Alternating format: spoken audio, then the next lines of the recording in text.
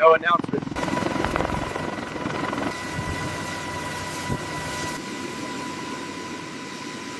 A low mechanical thunder rolling across Greenland's frozen airfields.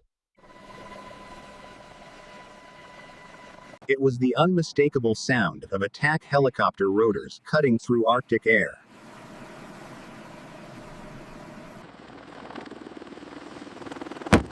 Within hours, Danish defense officials quietly raised alert levels.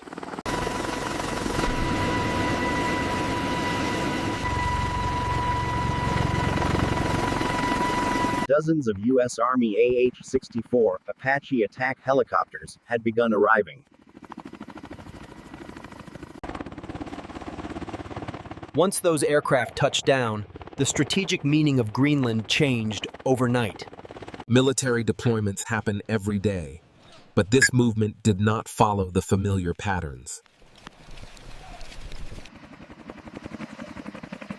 There were no press embeds, no published timelines, no public justification. Instead, helicopters arrived in controlled waves, supported by logistics aircraft. Equipment was offloaded rapidly. Crews moved with purpose. This was not a demonstration. This was positioning.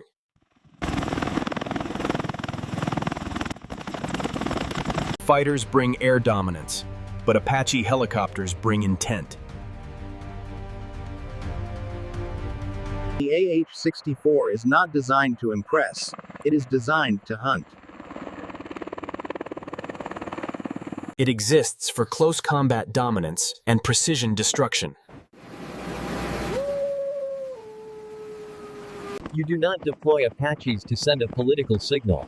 You deploy them to control the ground.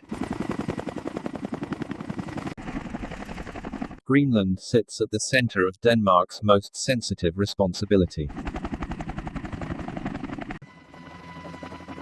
Denmark knows the truth. It cannot defend Greenland alone in a fast-moving crisis. The island is vast, the environment unforgiving, and the response window is brutally short. So when US attack helicopters arrive quietly and in numbers, Denmark aligns with it. Alert levels rose internally. Coordination intensified. Silence was maintained.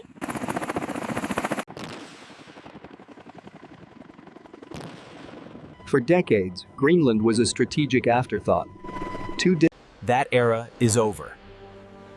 Climate shifts and new transit routes have transformed the Arctic. It is now a compressed theater where reaction times are measured in minutes, not days. Whoever controls Greenland controls time. And in modern warfare, time is everything. Jets dominate at altitude, but wars are decided closer to the ground. Apache helicopters excel in low-visibility environments and extreme cold.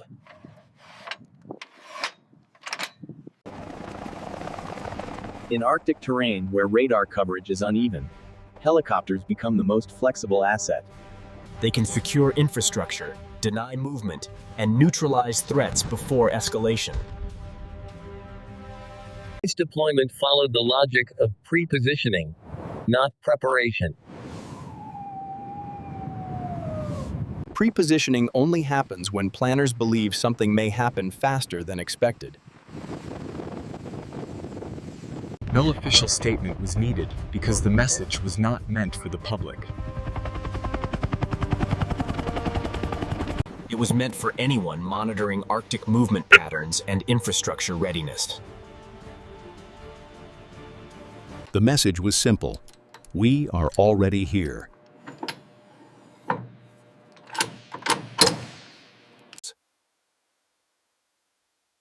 In military strategy, that is often the strongest statement of all. This deployment was not about escalation. It was about removing uncertainty. Once uncertainty disappears, strategic equations change very quickly.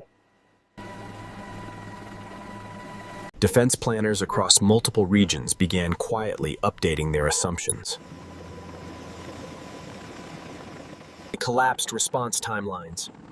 From that moment forward, ground-level dominance was a given.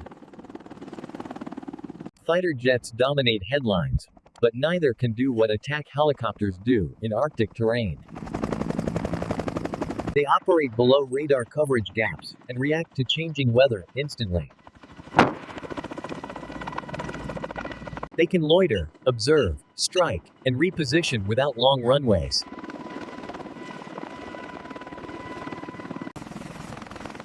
In an environment where ice disrupts infrastructure, helicopters are the most adaptable weapon system. Their presence matters more than any number of high-altitude aircraft ever could. Before this deployment, Arctic escalation followed an informal understanding. Moves would be slow. That understanding no longer applies. The presence of Apaches establishes a new baseline. Infrastructure can be secured immediately.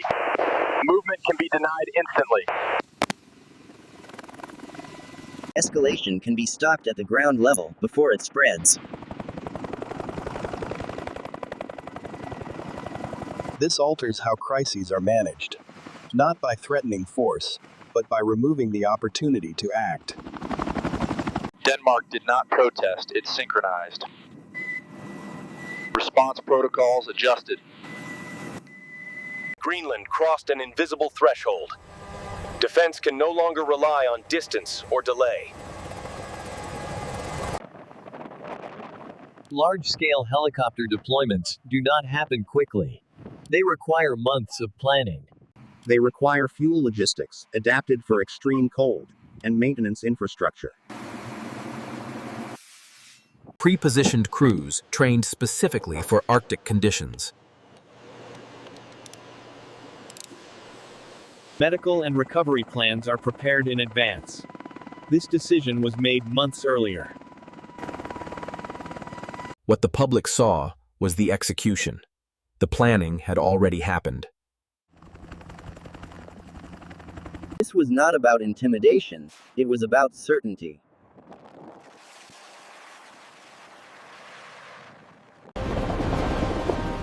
The presence of attack helicopters sends a message that does not rely on words. Any attempt to test control of Greenland would face resistance immediately. In strategy, certainty deters far more effectively than threat. Strong deterrence reduces the chance of deliberate escalation.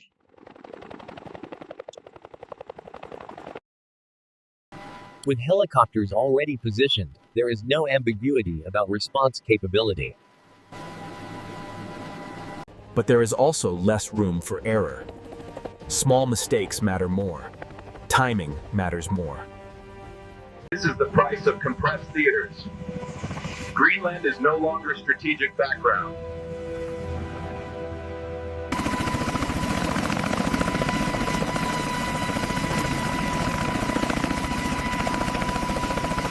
A location where presence equals control. Once a place reaches that status, it never returns to obscurity. Most revealing detail is timing. This happened before any public emergency. That is how effective strategy works. It moves early, it moves quietly, it removes uncertainty. By the time headlines catch up, the reality on the ground is already settled. In modern strategy, the quietest moves are often the loudest.